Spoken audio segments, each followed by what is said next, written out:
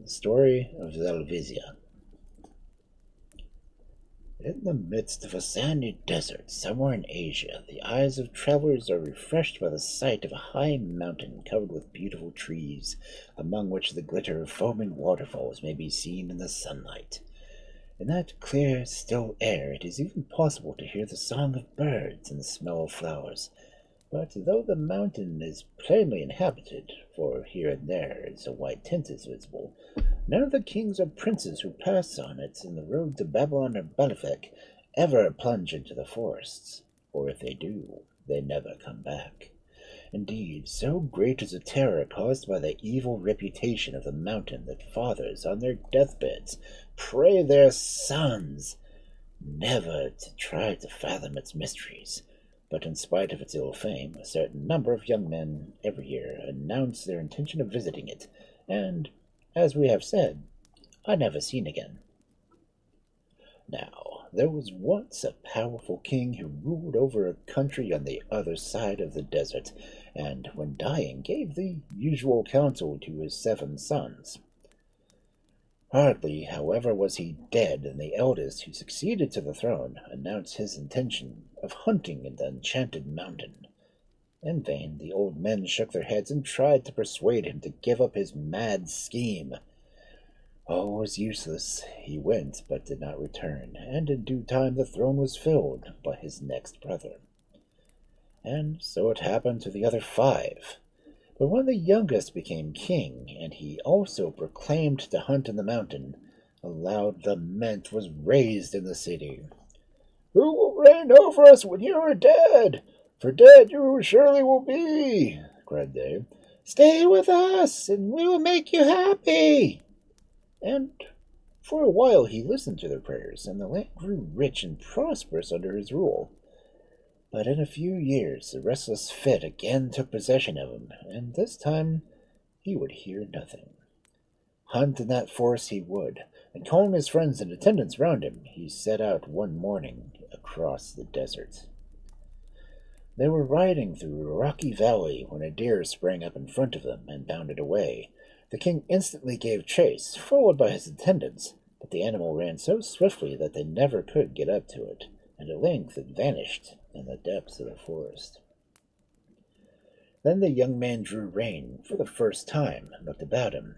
He had left his companions far behind, and glancing back, he beheld them entering some tents, dotted here and there amongst the trees. For himself, the fresh coolness of the woods was more attractive to him than any food, however delicious, and for hours he strolled about as his fancy led him. By and by, however, it began to grow dark, and though he thought that the moment had arrived for him to start back to the palace, so leaving the forest with a sigh, he made his way down to the tents. But what was his horror to find his men lying about, some dead, others dying. These were past speech, but speech was needless. It was clear as day that the wine they had drunk contained a deadly poison. "I'm too late to help you, my poor friends," he said, gazing at them, "but at least I can avenge you. Those that have set the snare will certainly return to see its working. I will hide myself somewhere and discover who they are." Near the spot where he stood, he noticed a large walnut tree, and into this he climbed. Night soon fell, and nothing broke the stillness of the place. With the earliest glimpse of dawn, a noise of galloping hoofs were heard. Pushing the branches aside, the young men beheld a youth approaching, mounted on a white horse. On reaching the tents, the cavalier dismounted and closely inspected the dead bodies that lay about them. Then, one by one, he dragged them to a ravine close by and threw them into a lake at the bottom. While he was doing this, the servants who had followed him led away the horses of the ill-fated men, and the courtiers were ordered to let loose the deer, which was used as a decoy, to see what the tables in the tents were covered as before with food and wine. Having made these arrangements, he strolled away slowly through the forest, but great was his surprise to come upon a beautiful horse hidden in the depths of the thicket. "There was a horse for every dead man," he said to himself. "Then whose is this?" Mine, answered a voice from the walnut tree close by. Who are you to lure men into your power and poison them? But you shall do so no longer. Return to your house, wherever it may be, and we will fight before it. The cavalier remained speechless with anger at these words. Then, with a great effort, he replied, I accept your challenge. Mount and follow me. I am Zoulvisia. And springing on his horse, he was out of sight so quickly that the king had only had time to notice that light seemed to fall from himself and his steed, and with that hair under his helmet was like liquid gold. Clearly, the cavalier was a woman, but who could she be? Was she the queen of all queens, or was she the chief of a band of robbers? She was neither, only a beautiful maiden. Wrapped in these reflections, he remained standing beneath the walnut tree, long after horse and rider had vanished from sight. Then he awoke with a start, to remember that he must find his way to the house of his enemy, though where it was he had no notion. However, he took the path down which the rider had come, and walked along it for many hours, till he came to 3 huts side by side, in each of which lived an old fairy and her sons. The poor king was by this time so tired and hungry that he could hardly speak, but when he had drunk some milk and rested a little, he was able to reply to the questions they eagerly put to him. I am going to seek Zoulvisia, he said. She has slain my brothers and many of my subjects, and I mean to avenge them. They'd only spoken to the inhabitants of one house, but from all 3 came an answering murmur. Oh, what pity we did not know! Twice this day she passed our door, and we might have kept her prisoner. But though their words were brave, their hearts were not, for the mere thought of Zoulvisia made them tremble. Forget Zoulvisia and stay with us, they all said, holding out their hands. You shall be our big brother, and we shall be your little brothers. But the king would not. Drawing from his pocket a pair of scissors, a razor, and a mirror, he gave one to each of the old fairies, saying, Though I may not give up my vengeance, I accept your friendship, and therefore leave you these 3 tokens. If blood should appear on the face, or either know that my life is in danger, or the memory of our sworn brotherhood, and come to my aid. We will come, they answered. And the king mounted his horse and set out along the road they showed him. By the light of the moon he presently perceived a splendid palace, but though he rode twice around it, he could find no door. He was considering what he should do next when he heard the sound of a loud snoring, which seemed to come from his feet. Looking down, he beheld an old man lying at the bottom of a deep pit just outside the walls, with a lantern by his side. Perhaps he may give me some counsel, thought the king, and with some difficulty he scrambled into the pit and laid his hand on the shoulder of the sleeper. Are you bird a snake that you can enter here? Asked the old man, waking with a start. But the king answered that he was a mere mortal, and that he sought Zoulvisia.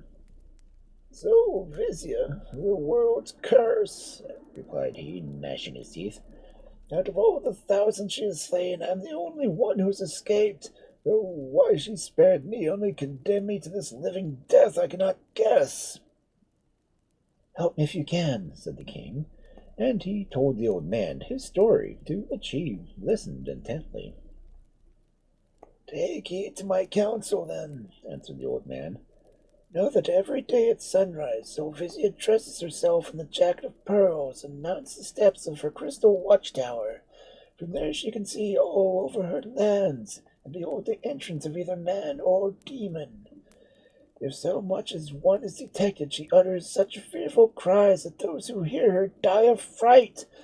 But hide yourself in a cave that lies near the foot of the tower, and plant a forked stick in front of it. Then when she utters her 3rd cry, go forth boldly and look up in the tower, and go without fear, for you will have broken her power. Word for word, the king did as the old man had bidden him, and when he stepped forth from the cave, their eyes met. You have conquered me, said Zoulvisia, and are worthy to be my husband, for you are the first man who has not died at the sound of my voice." And letting down her golden hair, she drew up the king to the summit of the tower, as if with a rope. Then she led him into the hall of audience and presented him to her household.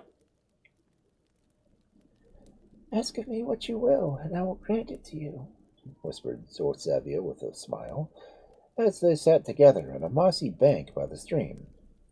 And the king prayed for her to set free the old man to whom he owed his life, and to send him back to his own country. "I have finished with my hunting and with writing about my lands," said Zoulvisia, the day that they were married.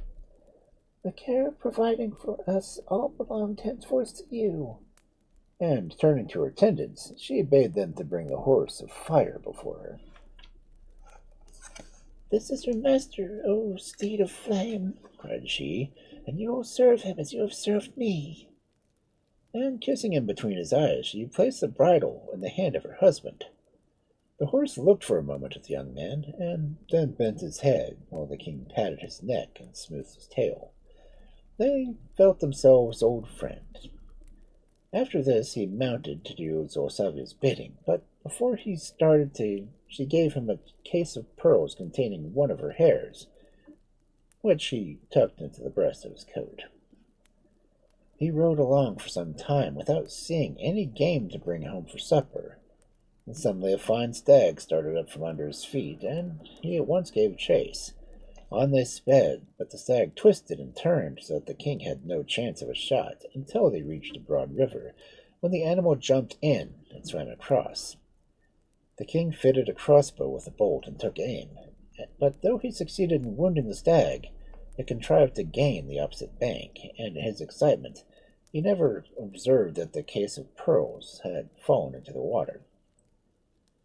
The stream, though deep, was likewise rapid, and the box swirled along miles and miles and miles till they washed up in another country. Here it was picked up by one of the water carriers belonging to the palace, who showed it to the king. The workmanship on the case was so curious, and the pearls so rare, that the king could not make up his mind to part with it, but he gave the man a good price and sent him away. Then, summoning his chamberlain, he bade him find out its history in 3 days, or lose his head. But the answer to the riddle, which puzzled all the magicians and wise men, was given by an old woman who came up to the palace and told the chamberlain that, for 2 handfuls of gold, she would reveal the mystery. Of course, the chamberlain gladly gave her what she asked, and in return she informed him that the case and the hair belonged to Zoulvisia. "Bring her hither, old crone, and you shall have enough gold to stand in," said the chamberlain. And the old woman answered that she would try to see what she could do. She went back to her hut in the middle of the forest, and standing in the doorway, whistled softly. Soon the dead leaves on the ground began to move and to rustle, and from underneath them came a long train of serpents. They wriggled to the feet of the witch, who stooped down and patted their heads, and gave each one some milk from a red earthen basin. When they had all finished, she whistled again, and bade 2 or 3 coil themselves around her arms and neck, while she tucked one into a cane and another into a whip. Then she took a stick, and on the river bank changed it to a raft, and, seating herself comfortably, she pushed off into the center of the stream. All that day she floated, and all the next night, and towards sunset the following evening she found herself close to Zoulvisia's garden, just at the moment that the king, on the horse of flame, was returning from hunting. "Who are you?" he asked in surprise. The old woman traveling on rafts are not common in that country. "Who are you, and why have you come here?" "I am a poor pilgrim, my son," answered she, "and having missed the caravan, I have wandered foodless for many days through the deserts, till at length I reached the river. There I found this tiny raft, and to it I committed myself, not knowing if I should live or die. But since you have found me, give me, I pray you, bread to eat, and let me lie this night by the dog who guards your door." This piteous tale touched the heart of the young man, and he promised that he would bring her food, and that she would pass the night in his palace. "Not behind me, my good woman," cried he, "for you have walked far, and it is still a long way to the palace." And as he spoke, he bent down to help her, but the horse swerved on one side. And so it happened twice and thrice, and the old witch guessed the reason, though the king did not. "I fear to fall off," she said, "but as your kind heart pities my sorrows, ride slowly, and lame as I am, I think I can manage to keep up." At the door he bade the witch to rest herself, and he would fetch her all she needed. But Zoulvisia, his wife, grew pale when she heard whom he had brought, besought him to feed the old woman and send her away, and that she would cause mischief to befall him. The king laughed at her fears, and answered lightly, "Why, one would think she was a witch to hear you talk, and even if she were, what harm could she do to us?" And calling the maidens, he bade them carry her food, and let her sleep in their chamber. Now the old woman was very cunning, and kept the maidens awake half the night with all kinds of strange stories. Indeed, the next morning they were all dressing in the mistress, and one of them suddenly broke into a laugh, in which the others soon joined her.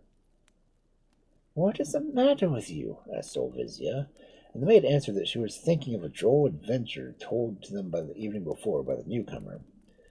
"Oh, madam," cried the girl, "it may be that she is a witch, as they say, but I am sure she never would work a spell to harm a fly. And as for her tales, they would pass many a dull hour for you when my lord is absent."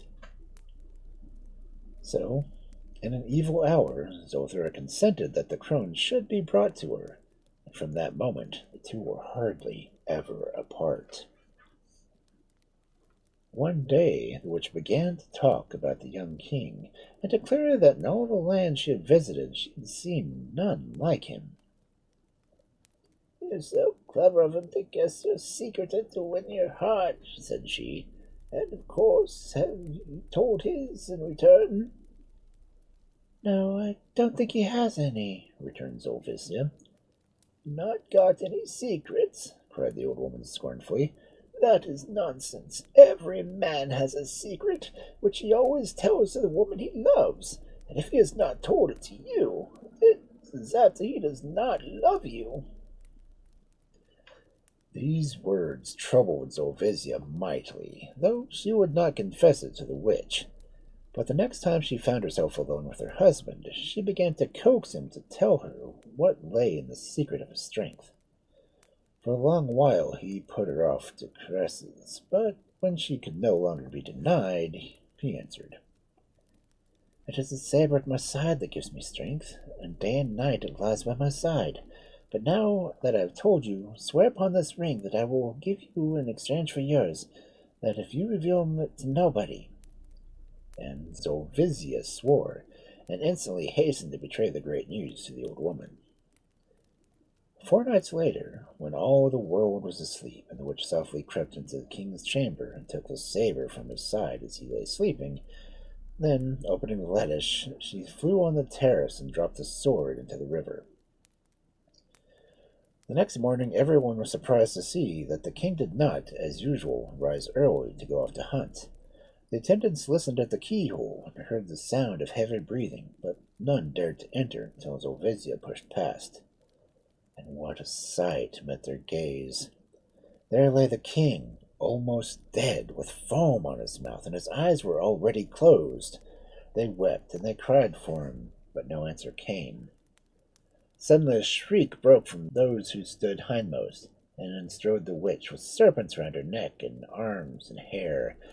At a sign from her, they flung themselves with a hiss upon the maidens, whose flesh was pierced with their poisonous fangs, then turned to Zoulvisia and said, "I give you your choice. Will you come with me, or shall the serpents slay you also?"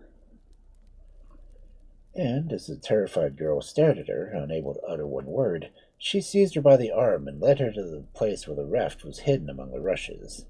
When they were both on board, she took the oars, and they floated down the stream till they reached the neighboring country, where Zoulvisia was sold for a sack of gold to the king.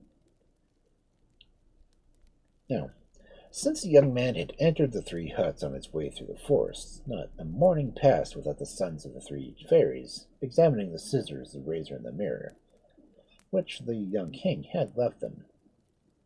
Hitherto, the surfaces of all three things had been bright and undimmed, but on this particular morning, when they took the nut as usual, drops of blood stood on the razor and the scissors, while the little mirror was clouded over. "Something terrible must have happened to our little brother," they whispered to each other with awestruck faces. "We must hasten to his rescue ere it be too late." And putting on their magic slippers, they started for the palace. The servants greeted them eagerly, ready to pour forth all they knew, but that was not much, only that the saber had vanished and none knew where.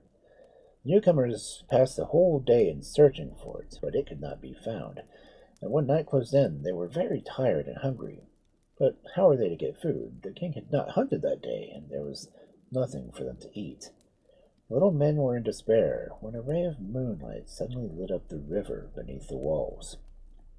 "Oh, how stupid! Of course there are fish to catch!" cried they, and running down on the bank, they soon succeeded on landing some fine fish, which they cooked on the spot. Then they felt better, and began to look about them. Further out, in the middle of the stream, there was a strange splashing, and by the body of a huge fish appeared, turning and twisting, as if in pain. The eyes of all three brothers were fixed on the spot, and when the fish leapt into the air, and a bright gleam flashed through the night. "The saber!" they shouted, and plunged into the stream, and with a sharp tug pulled out the sword, while the fish lay in the water, exhausted by its struggles. Swimming back with the saber in hand, they carefully dried it on their coats, then placed it on the palace, and packed it in the king's pillow. In an instant, color came back to the waxen face, and the whole cheeks filled out. The king sat up, and opening his eyes, he said, "Where's Zoulvisia?"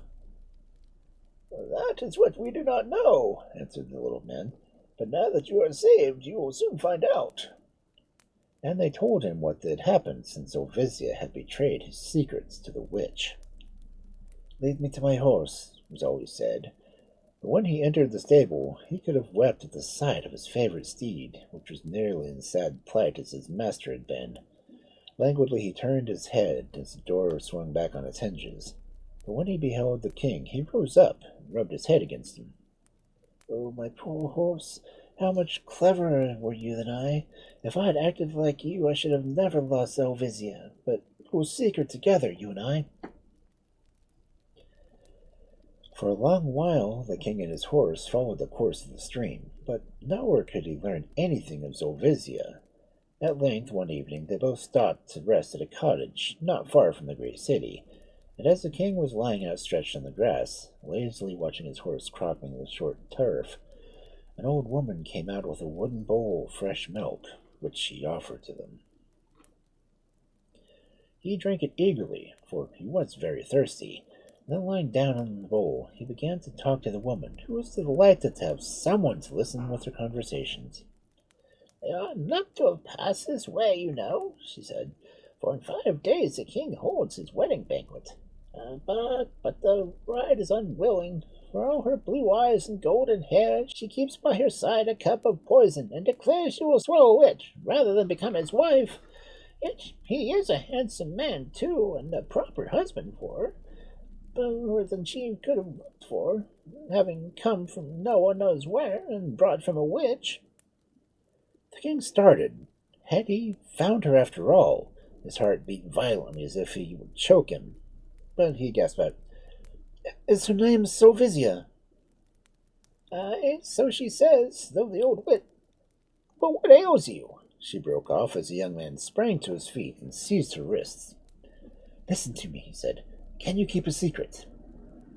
"Aye," answered the old woman, "if I'm paid for it." "Oh, you shall be paid, never fear, as much as your heart can desire. Here's a handful of gold.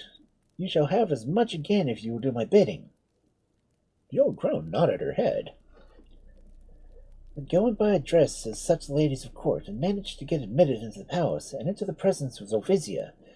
When there, show her this ring, and after that she will tell you what to do." The old woman set off and clothed herself in a garment of yellow silk and wrapped a veil closely around her head. In this dress she walked boldly up the palace steps behind some merchants whom the king had sent for presents for Zoulvisia. At first the bride would have nothing to say to any of them, but on perceiving the ring she suddenly grew as meek as a lamb, and thanking the merchants for the trouble she sent them away, and remained alone with her visitor. "Grandmother," asked Zoulvisia as soon as the door was safely shut, "where is the owner of this ring?" "In my cottage," answered the old woman, "waiting for orders from you." "Tell him to remain there for 3 days. Now go to the king of this country and say that you have succeeded in bringing me a reason. Then when he will let me alone, he will cease to watch me. On the 3rd day from this you shall be wandering near the garden near the river. There your guest will find me. The rest concerns myself only." Well, the morning of the 3rd day dawned, and with the first rays of sun, bustle began in the palace. For that evening the king was to marry Zoulvisia. Tents were being erected in fine scarlet cloth, decked with wreaths of sweet-smelling white flowers, and in them the banquet was spread. When all was ready, a procession was formed to fetch the bride, who had been wandering the palace gardens since daylight, and crowds lined the way to see her pass.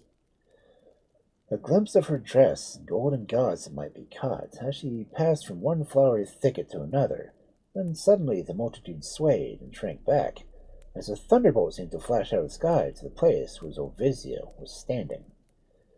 But there was no thunderbolt, only the horse of fire, and when the people looked again, it was bounding away with 2 persons on its back. Zoulvisia and her husband both learned how to keep happiness when they had got it, and that lesson is a lesson that many men and women never learn at all. Besides, it is a lesson which nobody can teach, and that every boy and girl must learn for themselves.